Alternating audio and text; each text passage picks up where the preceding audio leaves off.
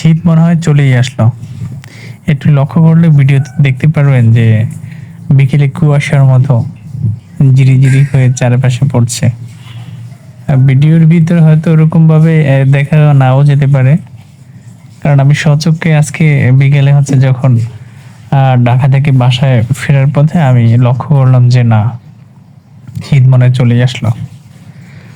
এবং ইটিভির একটা নিউজে দেখলাম যে শীতের প্রভাব আস্তে আস্তে পড়তে শুরু করেছে। তো শহরে আসলে শীত আসলে একটু কষ্টই হয়, এবং গরম পোশাক আশাক পরলে হয়তো একটু আরামদায়ক হয়।